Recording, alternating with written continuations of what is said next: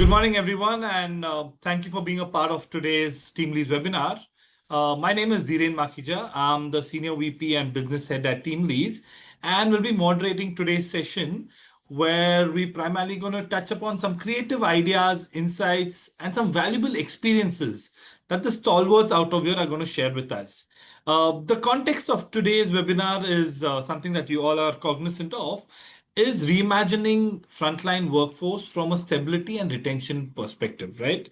So if I'm to just break up and set a small context around this for us to go about the whole discussion, India has a total working population of about 95 crores, of which we have only about 57, 58 crores who currently are in some kind of a structured workforce, right? Which includes both formal as well as informal. If I pick up the formal workforce, we are at about a 8 crore, 8.5. And if I add gig, you'll possibly go up to around the 10 crores at this point in time.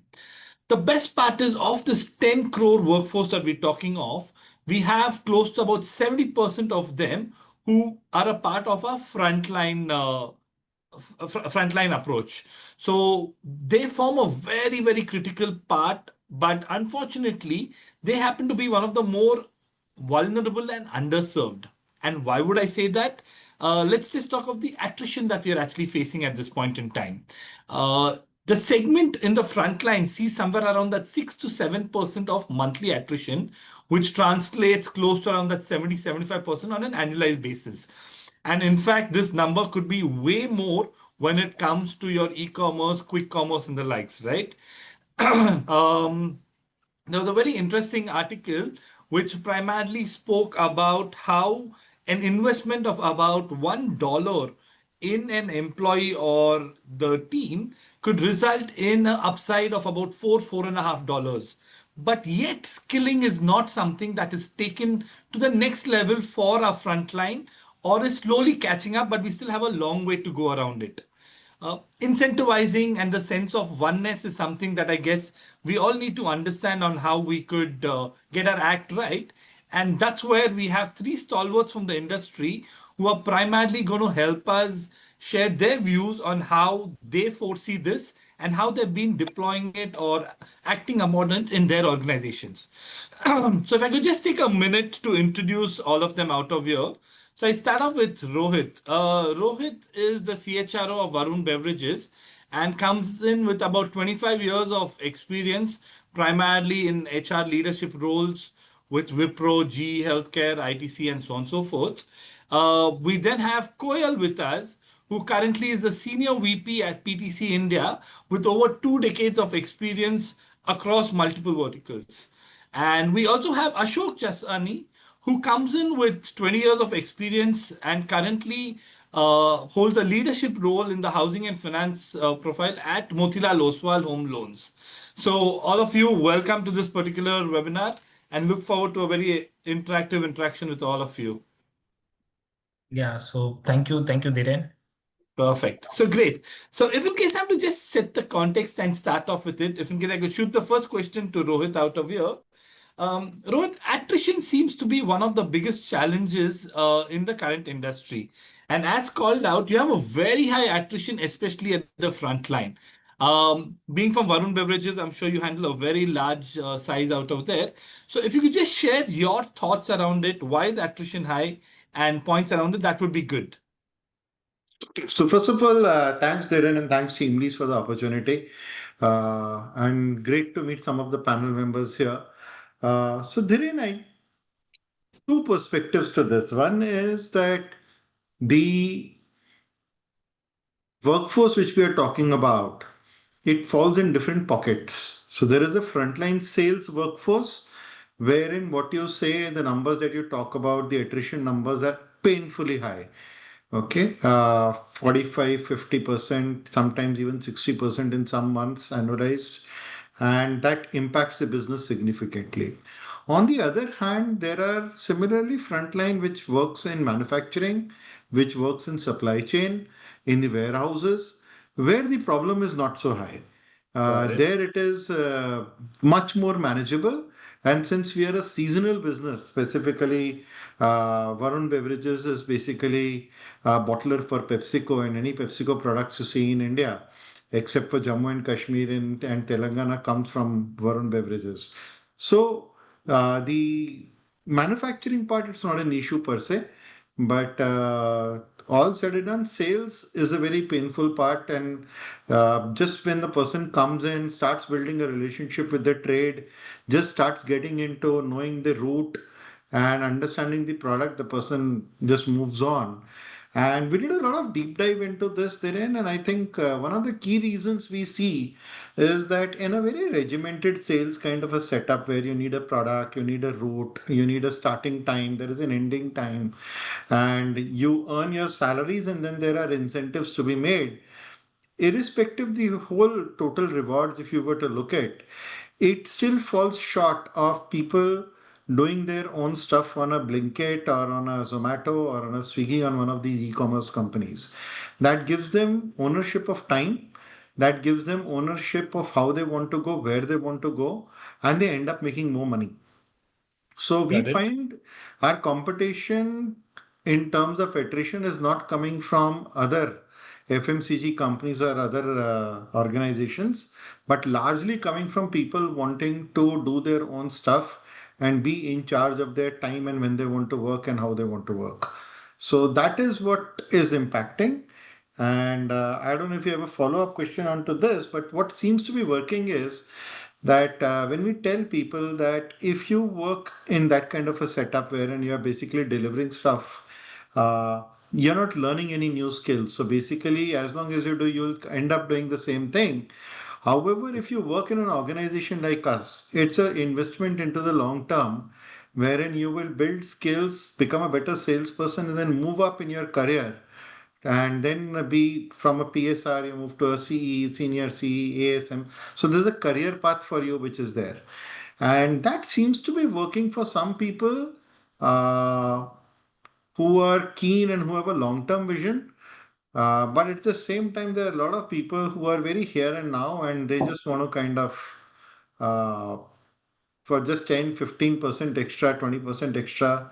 They want to take the switch, work on a mobile. Today they'll work with Zomato, tomorrow with Swiggy, day after tomorrow with Blinkit. They're very happy Right, doing right. that.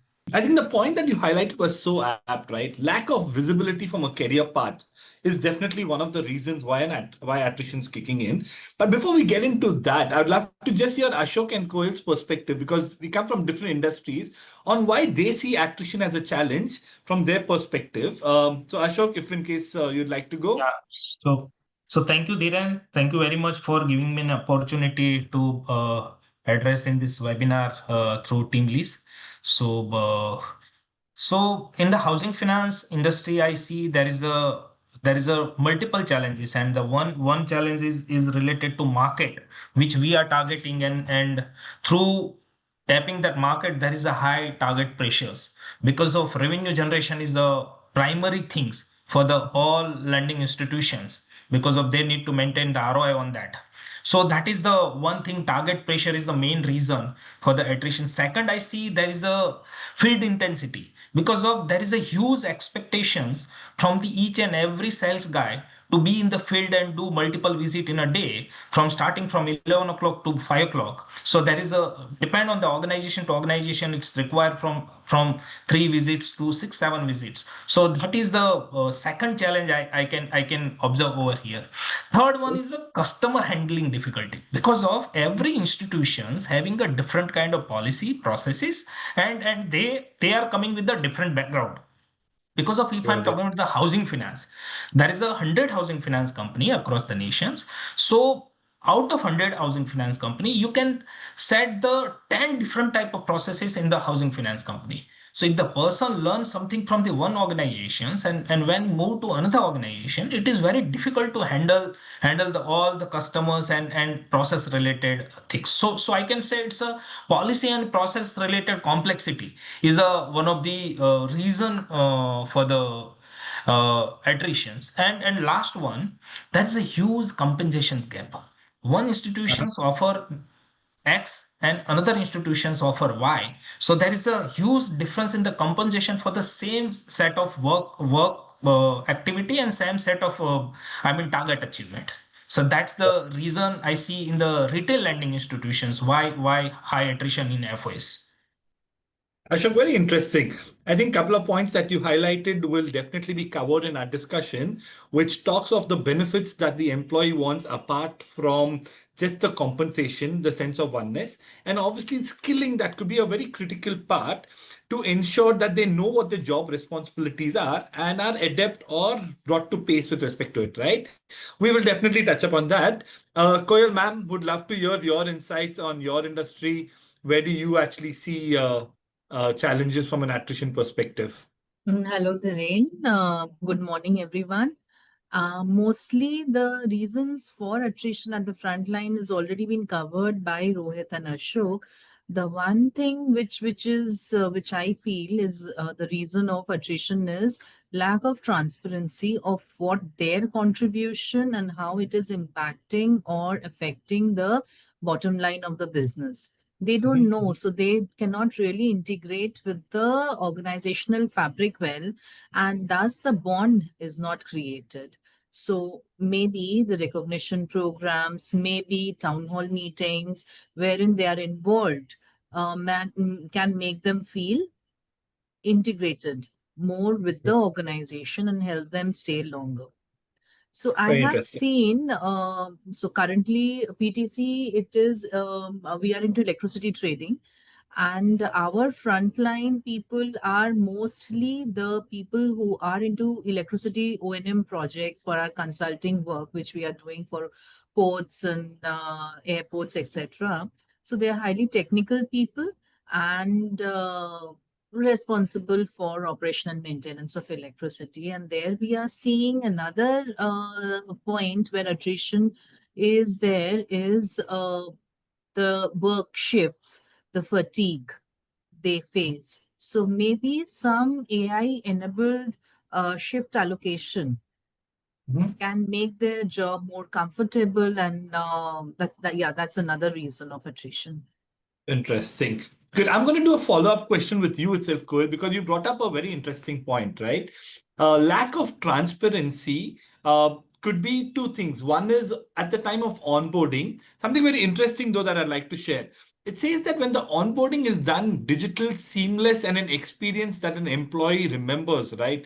It's gone on to show that the retention goes up by almost 50%. Multiple surveys that I've highlighted how your first few weeks gets very, very important, right? So if in case I'm to ask you a follow-up question on this, lack of transparency where the claim is that a strategy is no more boardroom discussion needs to be transpired to the front line. What would your thoughts be around that as to what would be one of the best ways of doing it? What are the possible gaps in the industry and how we could address that? So, as I said, one thing which is coming to my mind, and which I've seen happening in my previous organizations where transparency initially was an issue, town hall meetings were including the frontline workforce and the captain of the ship addressing to the whole organization on a quarterly basis how we have moved, which are the areas we need to focus on. May not be very, very confidential business strategies, but the performance versus the target, or how recognizing some of the work of such frontline people may or can really help to bring in. Very interesting. Rohit, would you like to add something to that? Oh, yes. Oh, yes, I've been Please. thinking about this. So I think there are two or three things which play a very important part. One is that you are always so behind filling the gaps that once the person is onboarded, and onboarding basically means getting their documents in so that you are able to pay them correctly and make sure the statutory payments are done. After that, you want them on the job as quickly as possible. There is Got no it. time for niceties and, come, let's understand strategy, let's understand what we are out to do. Basically, you need to have product knowledge, you need to know how your routing is done, and there is a couple of days of shadowing, and then after that, you kind of put people on the job. Okay. In my experience, what we've seen is that The onboarding is an important aspect of employee experience. And when they come in and the kind of experience that they get, the kind of people that they meet, the kind of office, sitting space, hygiene of the washrooms, the seamlessness of their connectivity for what they're supposed to deliver makes a huge amount of difference to their immediate satisfaction. But on the contrary, what I have also seen is, and this happened with us recently, is when we did an advanced digital tool, which Mhm. basically did a geofencing and enabled them to be tracked on the route that they were doing, outlet by outlet. And we linked their TADA to it because if you are going to the outlet and you've done 70% of the outlets and you've booked orders there, only then you will be eligible for TADA, which is a very fair thing to do. Right, To them. it digitizes your output, so you're not writing something on a paper, then coming it and punching it, and there are mistakes. So, but the moment you put those kind of digital tools, which seem to be a lot more controlling, people opt out. They don't want to be tracked. They don't want to be controlled. They want to own their. So going to the previous time, and you find that a lot more in the current generation. They're very comfortable with digital tools. What took Mhm. me 3 days to understand how this tool going to work and how you're going to do outlet by outlet and how you're going to punch orders, the youngsters these days took them few hours of working on it. They figured out everything around it. And but Right. when they figured out that it basically tracks them which outlet, what time, how are you going, how much time you're spending, and those meta analytics are coming in, they get very jittery and they don't want to work in that kind of an environment. Whether we like it or not, all FMCG is moving towards it. So people won't have a choice. But that's something which we have to note that if we are bringing in digital tools, what's the speed we are creating around it? What are the carrots and sticks you're building around it to increase adoption and not increase attrition? Got it. Very nicely put, Rohit. Since Ashok comes from a sales background and has been at it for the last 20 years, I'm sure he'll be able to share some very interesting insights from pressure that is felt. And in fact, that was one of his call out also, right? So, Ashok, in your line of business, I wouldn't be surprised if attrition rates are very high when it comes to the sales front. Um, and one thing that we've been continuously studying and understanding is that because there is an expectation gap. So at your end, if you could tell us what is the process that you all follow and how has attrition really changed over a period of time with the processes, that would be very helpful. Yeah. So rightly, I mean, question out this things that the sales pressure is the key reason for the attritions because of there is a huge expectations. Normally, as per my analysis says, the majority result is comes through the Pareto principles, 80-20. Okay, 20% workforce provide I mean, deliver the right or desired numbers or desired value, but 80% person sales force is not able to deliver the numbers. Why?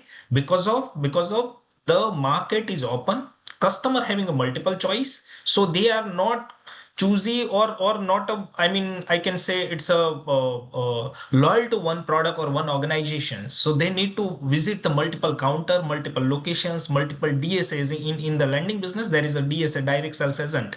Okay, so visiting the DSAs is a main point where if the person is doing a multiple visit, then he'll get the good business. If he is not doing and just using the technology or doing a telecall, he'll not get much business. So visiting is the primary requirement. If someone is doing a multiple field visit, then they deliver better. If someone is not doing, then there is a huge challenges. That is number one. Number two, building the sales funnel. That is most important because of in retail lending, lead is most important. From lead originations, prospect origination to a disbursement or customer satisfaction, the entire journey life cycle, how you are handling and how you are managing, that is also a important part. And that's the reason I said the customer handling difficulties is most important. Got it. No, very apt. So if I'm to ask you what HR initiatives would be done to address these requirements, if you could throw some light on that, that would be very interesting. Yeah. So if I want to make a crux of the entire discussions, that is the main point is the work life balance. Because of there is a pressure, there is inadequate compensations, there is expectations, handling difficulties to managing the customers, the all things. End of the day, it's a giver. I mean, it require a huge time to completing all those things. So due to these challenges, the work-life balance is I mean imbalance, or I can say it's a hamper. So what I suggest, and my HR is taking initiatives on that, that they are providing the sufficient I can say leaves. They also set a timeline. You have to enter in the office by 9:30 or 9:45. After one, you have to exit by 6:30 or 7 o'clock. After 8 o'clock, you will not call a customers. You will not provide any kind of services. You have to manage all your personal things and stay at home. So there is a pressure during the work days from the Monday to Friday. So we are not calling any employees or any sales guy to do any kind of activity on Saturday, Sunday. So that's the one of the things we are taking care through HR initiatives, the how we ensure that the salespeople maintain the timeline. Got it. Now that's very interesting. Work-life balance, I think, plays a very critical role to ensure that people are not overburdened at the likes. I'm going to keep this question open. Sorry, Rohit, you had something to say. I missed out on it. Please go ahead, Rohit. So I think it's very interesting the point which Ashok just raised.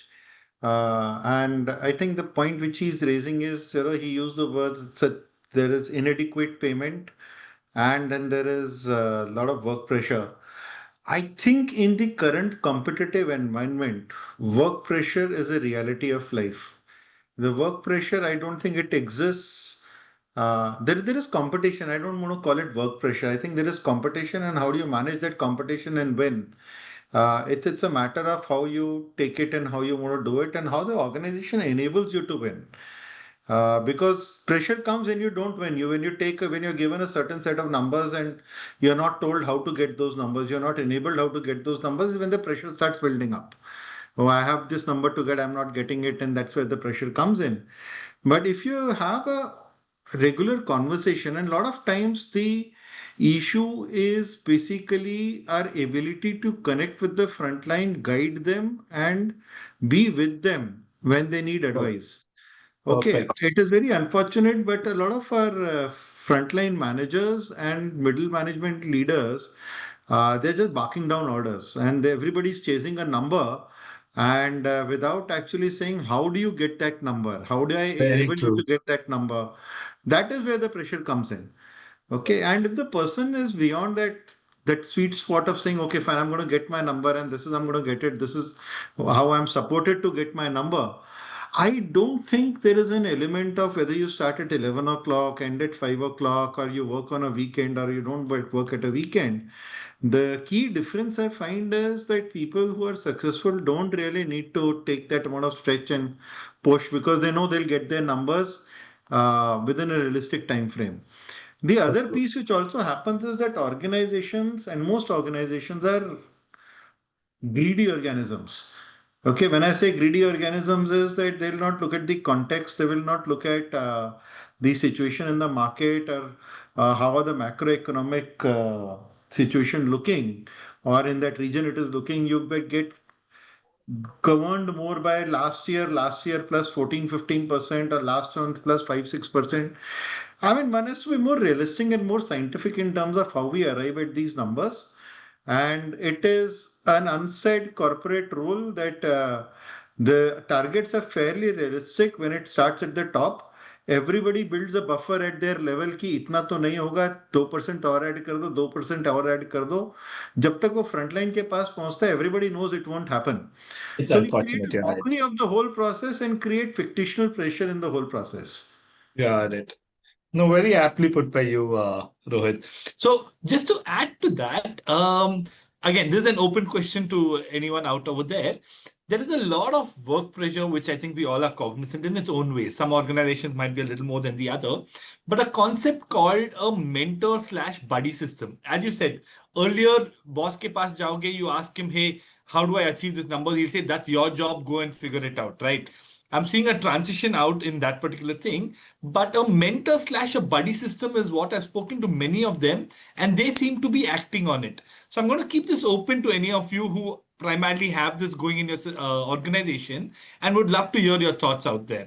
So, Dhiren, I would like to answer this questions. Okay. And buddy system, it's a very well implemented in my organization. It's a successful story as of now. So there is a one of the big challenge. So let me share the challenge. Challenge is the poor RM, relationship manager. We called as a RM. So we understand here in context of the FOS. Okay, feet on street. So there is a 50-60% people in region wise, they are in poor, they are not able to disburse a one case. So we created a beautiful journey and project that we called as a RM Buddy project. In the RM Buddy project, we provide a external, I mean additional support from the vintage RM who are in the system more than 6 months, who understand the Okay. processes, who understand the product and the policies better way, who having the capacity to present their case in front of the underwriters. So we Got it. created a beautiful system where the if something I mean convert into result or deliver the good numbers, the certain percentage goes as an incentive and appreciation to RM body. So it's a Very very nice. well plan. I mean, very well successful. I've seen in the Rajasthan. I've seen in the MP where this project is running beautifully, and our attrition is reduced by 20% once we implemented this RM body project. Very nice. Lower attrition and appreciation for them helps Yeah, go a long way. Koel, I think yeah. you wanted to say something, Koel, please. So yeah, buddy system, in my view, works very well in certain situations. However, the kind of work we are into, so PTC, we are like 80% of our work is into electricity trading, and the remaining 20% is into catering to various consulting, energy efficiency needs of various clients. Got To it. various clients of ours. So, when the buddy program, when it comes to the trading part, which is a core business, same experience I have as that of Ashok, that somebody who is relatively senior in the same kind of work really acts as a buddy, as a mentor and handhold. We do not have a target sharing or profit sharing kind of model as in yet, but yeah, we do recognize the mentors in a public forum, and that helps. But when it comes to the project teams, I have my doubt that everybody has a unique role in the projects. So there, this model of buddy or mentoring might not help to the frontline workforce. Got it. As you rightly said, I think it's primarily going to be organization dependent and the actual outcome that you're expecting. But point well taken, Koel, out of there. Very interesting. So if in case I'm to just pick up the next thought process around this, there was this thought leader once I was talking to a very senior person from the industry. He said that, hey, you do not chase people. You create an environment for them to thrive, especially keeping the Gen Z and the Gen Alpha that's coming into picture, right? So if you to create an environment for them to thrive, I think it gets very important to show them the right career path as well as the right kind of skilling that could kick in. So Rohit, I know you did bring up the point primarily with respect to your career growth, lack of it, primarily people moving to the gig economy because that's the easiest thing in the life.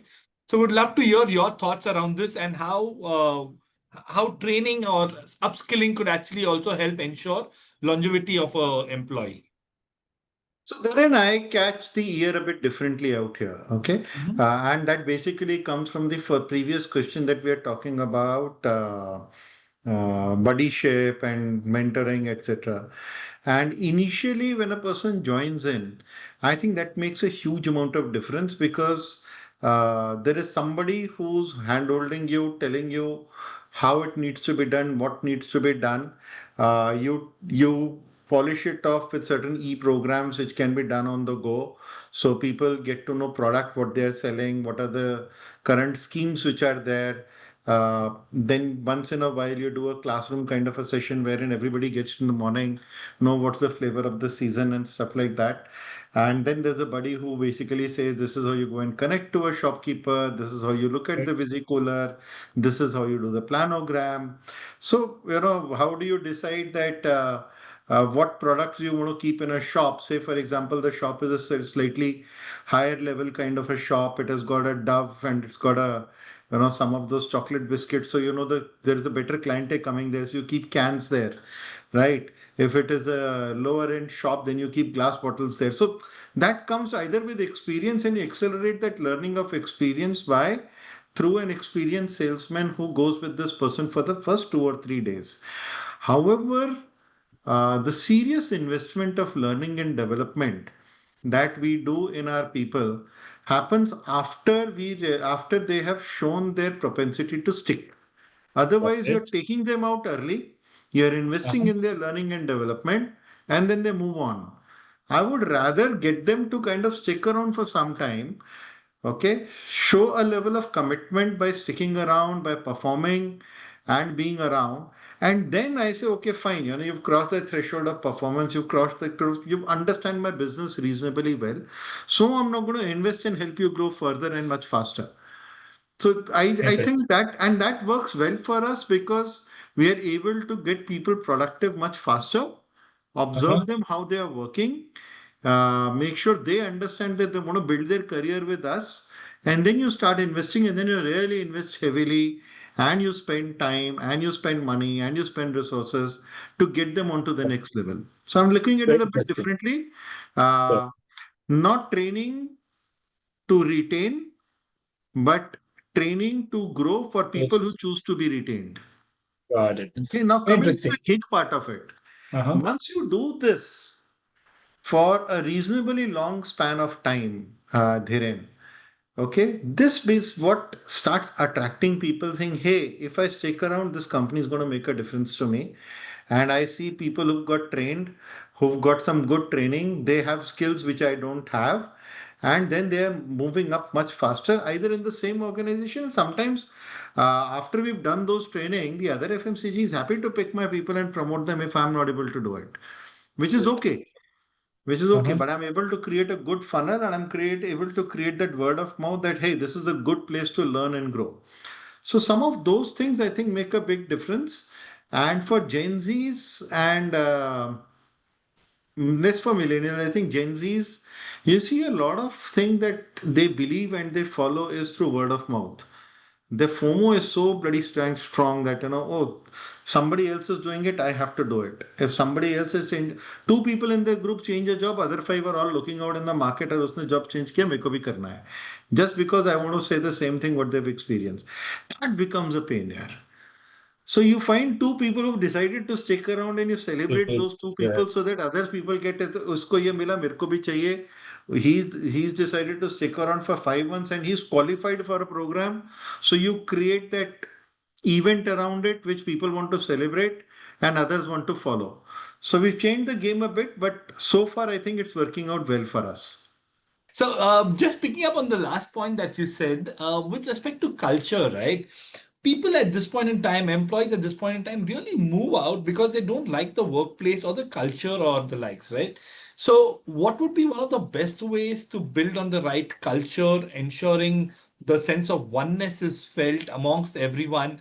It's an unfortunate thing, but it does happen where someone who's been in the organization for a longer time tends to have a much higher comfort level because of the people that he knows in the surrounding. And for someone new to come in, it takes a little while to understand what the culture is and the people. So, are there programs or thoughts on how companies could approach this to ensure that someone who comes in new fits in relatively quicker from a culture and a people perspective? Then I'll answer that question. I'll take a stab at it. I think culture is something which is very deep rooted in the organization. It is the way that we work. Okay. And it is also linked to the nature of business that we are in, the competitive context of this business, the margin context of that business, the kind of customers that you serve, the kind of, it comes from a lot of those things. Okay. I think it is upon your hiring efficiency that you find people to join you when you give the appointment letter, or people who are likely to fit into that culture. Okay, I will not shift my culture to get people to stay. I will hire better so that people I get in are likely to fit into that culture, are likely to adjust to that culture. They've had like life experiences in the past, which gives me data to say this person might fit better into our culture. But I'm not going to change my culture because a person is coming to fit that person. Otherwise, Absolutely. it won't be a culture at all. It will be like everybody is welcome. It's a club. Yeah. Okay, so even clubs have rules for that matter. The Got it. second thing which I would also like to mention is that at least in FMCG at a frontline level, okay, the element of culture is not very different. Mm. So that That's is why true. people are so seamlessly able to move from, at least in the same sector, from one company to another company to another company, and everybody is hiring them and everybody is absorbing them because the cultural differentiators at the front line in an FM, in a sector at least, are not very different. I think I'm sure Ashok and Koel will agree that the companies to which they are losing people at a frontline level are very similar. वो वैसा True he that. Client को के पास जाना है, वही spill देना है, वैसा ही करना है. It's not very different. The cultural difference comes when, say, for example, you move from a housing finance to an FMCG. Then you see the difference. Then you know whether the person will fit or not fit. I would like to add over here what Rohit said, that the cultural part is not making any kind of difference at the FIS level whatsoever organizations, because of they need to be stay in the field, and their primary job is to bringing the business or connecting the customers and providing services. The culture Correct. part is majorly play a vital role when when we are discussing about the managers, when we are discussing about the third level and above people, at that time culture is most important, because of when there is a desktop job, there is a culture play a major role over there. Okay, but if there is a field role, then there is a culture is not important. But yes, provided that the some important parameters being a HR, where the requirement to fulfill, that is the related to their compensation part, related to their conveyance part, related to their all kind of HR activity, it should be smoothly and seamlessly managed. If there is a something disturbance is there, if the RHR is not reachable, then there is a problem. If Got it. RHR is reachable, then there is a no problem at all, because of they are least bothered about the cultural part. I think Ashok, you're right to a certain extent that hey, culture frontline since they are out on field most of the time. But what culture plays a critical role from our perspective that how they are actually handled, how they are treated, what kind of support do they really get. That boils down right from the top management. So I think that's where there is a critical factor of culture kicking in, irrespective of the touch So point which is there. So, Dhiren, I will treat these things as a training and mentorship, not a culture part, because of it's a person specific, supervisor specific. If supervisor is right and supervisor having a capacity to handle the team, then even the organization is maybe one of the big organization or maybe one of the small organizations. The result will be remain same if the leader is good. Yeah, no, fair point. It's just that getting work out or getting something delivered is two ways. You have the carrot and the stick method, and especially in the stick method, do you really want to get abusive or do you want to be stern? I think that's more from a culture perspective, but point well taken. Also, Great. Dhiren, it Yes, it correct. it depends from the category or from the classification of the frontline people we are talking about. So, Mm-hmm. if we are talking about the B category of the frontline people, which Rohit just mentioned in the beginning of the discussion, those who are involved into manufacturing, those who are involved into project executions, or definitely culture plays a significant role in Thank you. their in checking their attrition, in bringing in their engagement. I have worked for manufacturing organizations. I am seeing in my current organization, the project team, when as small as a cafeteria, the eating place is common for everybody. So, starting from the workmen, the foremen, and the CEO is having food together, the same menu, and wearing the same uniform, that bonhomie, that belongingness is definitely there, and they'll think twice before leaving the Perfect. organization. They know that it's their family is well taken care of in the colony. So culture plays a significant role, provided the Right. area of work of the frontliners. So true. Rohit, before I pass it on to you, there was this. I'm not going to reveal the company name, but the CEO once told me that he started doing these walks in the shop floor and interacting with the employees and also trying to do what they were doing. And the sense of oneness changed. So I'm just picking up on what you actually said, Koel, very aptly put by you. I think that's where culture can drive, saying that, hey, I am with you types. But Rohit, yes, would love to hear your views, Rohit. So thank you, Koel, for saying that. I think I was just wanting to allude to it that uh, this culture, and there are elements of culture which get felt down to everybody across the organization. Koel talked about common uniform, common canteens. There are organizations extremely data driven. There are organizations which are extremely target driven. There are organizations which are digitally advanced. There are organizations wherein you pay minimum wages and then you create a differential through incentives. There are organizations wherein they give minimum wage plus, but there is less leverage on incentive. These are all elements of culture. Even in the same business, those elements of culture could come across differently for different people at frontline. And I think that is a choice the organization makes over a period of time on how they want to do business. And that's what makes them unique. And that's what makes their people either stick to them and love it or say, hey, this is not the right place for me. And both is okay. That's why I said I think when you have a culture, to understand the culture and find people who are willing to work in that is a better way. And going back to your question, rather than saying that you get anybody and then you say, okay, fine, my culture will flex to fit you, that doesn't work very clearly. You have to hire right to fit into your culture. So yeah, no, aptly put. In fact, if I'm to add to that, Rohit, now we've seen that quite a few of these frontline guys are aspirational. They really don't want just that couple of hundred rupees more. They want more in the form of other things that could be value adds, right? Could be with respect to other health packages, could be access to loans, and so on and so forth. You would have, No. you're saying couple of hundred rupees is primarily what's good enough for them to move? Yeah, yeah, I've seen people move. Forget FMCG and all that. In IT company, I've seen people move at same salary to a different company in the same building because the canteen lunch is better.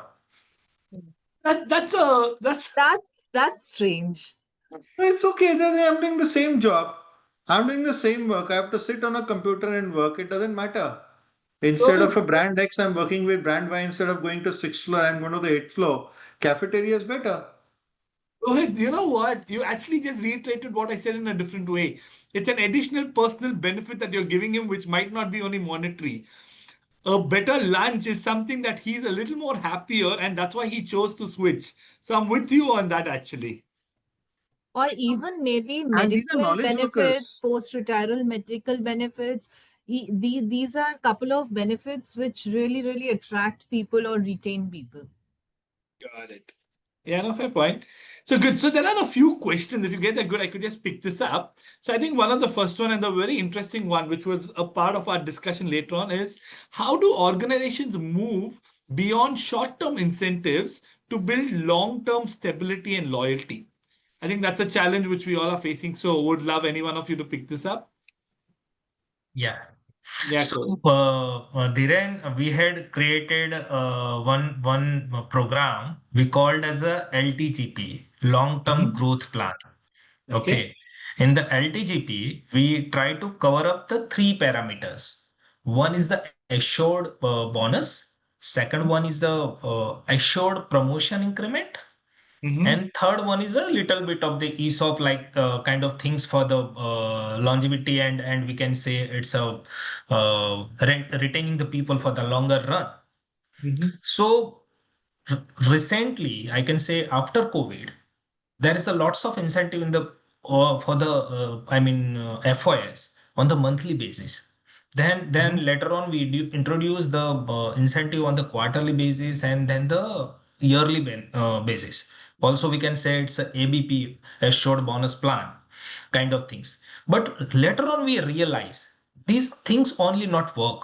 If you want to retain a people for the longer run, then you need to bring something extraordinary to provide some all kind of benefits. So we call it as a LTGP, long term growth plan. In that we providing bonuses, we providing the increment, promotions, and the ESOPs. So that help a lot, and I see there's a 50% improvement in attrition compared to, if I compare with the 18-19 prior to COVID, and if I compare with the 24-25, so that is a 50% reduction in the attrition due to this LTGP. Fabulous. Fabulous. Very nice. That's interesting. Koel, you were going to say something. I saw you raise your hand. So yeah, benefit like providing opportunities for higher education, like maybe post graduation, doctorate, some specialized certification, and incentivizing those education or obtaining those education, providing better role on acquiring such kind of education is something we are very rigorously following in BTC, and it really helps. We have been able to retain a lot of Gen Zs based on this benefit, wherein it's a win-win situation. Organization is winning, talent is developing, and we are Got it. retaining people. Yeah, no, very interesting. Primarily investing in them and the growth path with visibility and clarity is something that would definitely help reduce attrition. Yes, Rohit, please. So my view on this is a bit different from the others. A bit more aligned with what Koel is saying is that you need to help people grow, and you need to have something next that if you do this or you stay around this time and you demonstrate this amount of performance and potential, we are going to polish that in that potential and get you to the next level. And then there is always a next level. So there is something that people are chasing which helps them to hone and better their skill in the organization. Monetarily, we have all been on the other side where you buy out that benefit. If I want a talent, I will buy that talent out. I don't think monetary long term short, it is short term makes a big difference. Long term can be bought out in some scheme or another, or with a similar scheme. That as a retention hook, it's more a negotiating hook than a retention hook, is what my view is. I also believe that some of these things work differently at different levels.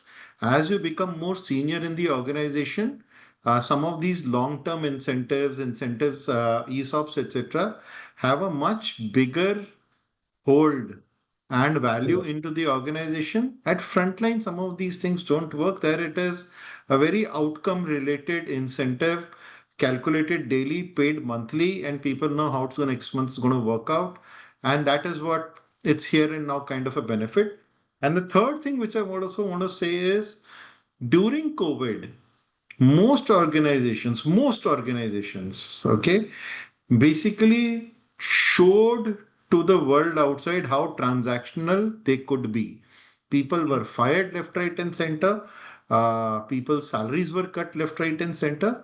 Organizations showed that basically at the end of the day, their survival matters more, irrespective of the cost. And post COVID, the employees are showing the organization the same traits, that I will be as transactional as you are. I will go wherever I feel I get a better benefit. And there are no more connections or holy cows which cannot be slaughtered in this whole game of who needs whom at what point in time, right? And that significant thing called loyalty, which was very important. I think the organization or the corporate world and people like HR heads in various organizations broke that trust first during COVID, and now the attrition problem that you are facing is just the way people are choosing to come back to you and say, "You did this to me at that point in time. I'll no more be loyal. I've burnt my fingers. I'll take care of my career." I think that bond is lost. It will take time to build it again. And Appreciate hopefully, it. God forbid, no such event again comes wherein the organizations have to then take a call between just protecting themselves versus taking care of the larger organization. Probably the whole digital journey could lead to another such disruption wherein we would again have to do a lot of restructuring, etc. And I hope that corporate India learns it, not just corporate India, globally corporates learn their lessons from the way we handled COVID and the impact of that we are seeing till today. We handle the digital transformation which is going to come over this year and next couple of years a bit more sensibly. I really respect the frankness in the way you put this across, Rohit, saying that how things have moved to a very high transactional level from that pure level of loyalty, which was very predominant at least a while back. Great. So the next question, which is there again, is aligned with something that we were looking at, which is more on lines of our HR solutions and AI that can play a very critical role from an employee retention or perspectives that could aid them. So your thoughts around that would be very, very helpful. I have an expectation. I'm not a HR specialist or all those things. Being a, Love your view sales then. leader, Perfect. being a sales leader, I have expectations. If there is a AI solutions or there are something extraordinary solutions available in the market where my people know well in advance what about the next their role, how they can elevate it, what are the points or KRAs are missing for the next level. If that things is remind him, that will motivate him to stay continue the organization and put extra efforts or extra energy to achieve that numbers or targets. So if something is designed customized based on the person specific through some backend data or historical data, that will help a lot to motivate the people and keep a charge up every day that the I will be a next manager, I'll be a next regional leader or a zonal leader. So that I think can be a something extraordinary if we are implement over there. So technically, Great. Ashok, there is a challenge to your expectation. As you know, the always an ideal organization structure is a pyramid. Now, mapping one role ahead to one incumbent becomes challenging, and thus providing such kind of roadmap and having a common role ahead might create unnecessary competition, which can eat away the productive time. Also, there are chances that the high performers start behaving like crown prince and take it as a right rather than filling up the gap. So it can act both ways. So Got it. I Would we think need to find out some solutions for that the so people will not take a ride or not understand themselves or the crown prince. so Ashok and for everybody here on this call, I think just a few perspectives around how digital and how AI is kind of affecting this. I think first thing is let's understand that AI is a much abused word. Okay, it's basically anything that is digital. People are masquerading it as AI. Okay, I don't think many of us even understand what AI actually Yeah. is and how is it changing lives around us. Okay, True. so instead of calling it AI, I'll call it digital. There are a lot of digital tools that are making a significant amount of difference in the employee experience space. Okay. When you talk, there is no tool which will make you more energetic. Okay. There is no tool which will give you more motivation. Let's be very clear. The motivation is to come from within. There is no tool. It's not like an injection you give you and suddenly people start bouncing like bunnies. Okay. But what will happen is the amount of productive time on the job that you spend in terms of seeing what my leave balance is. How do I apply for leave? How do I apply for loan? How do I get to know a certain policy? If I'm traveling, what is my leave policy? What kind of a hotel can I stay in? How quickly can I apply for travel that gets approved when my tickets get done? How quickly can I figure out that when am I, what are the roles available inside the company? If I'm suitable to apply for those roles, and how do I apply for it and how quickly that process happens, right? A lot of time that I spend in trying to figure out things that keep me away from being in front of the customer, that is where digital plays a significant role, that on your mobile in a much faster time, without spending any time going to someone seeking help or seeking advice, you have information available to you which is authentic, correct, And if you want to engage with the organization, you can do it through digital tools much faster in a lot more effective manner. Okay. From an AI perspective, again, there are tools available that help you do a good appraisal, which means that a lot of times people write gibberish in the appraisals. The AI tool is able to read it and tell you, hey, you've not given feedback, you've not discussed these two KRAs, and the performance of this person is this. The targets were this, but you've given this person a wrong rating because either this person should be rated higher or maybe lower. The AI tools can enable you to do that. Okay. Similarly, when people are filling their appraisals, the AI tools are available which will analyze that and tell you this person has written a lot of English, but these are the important things. This was the KRA, this is what the person has done, this is what makes sense. Right? So there are AI tools which will enable some of those things to happen, but it's not going to energize you, motivate you. It will take less time away from non-productive activities. Number one. Number two, there are tools available that for a hiring manager, okay, when you see a CV, it will be able to tell you whether that CV is a good fit for the kind of a job that you've put, which means that rather than looking at 20 CVs to shortlist the five, you will get only five CVs to see which are a good fit from the job description that you put up. So it increases your productivity. So that is where AI is going to make a big difference in terms of putting more time at your hand to decide whether you want to do that in self development, you want to do that in business development, you want to put that in front of your teams, you put that in front of your clients. But AI will make things more efficient, to put more time on your table to do whatever you want to do.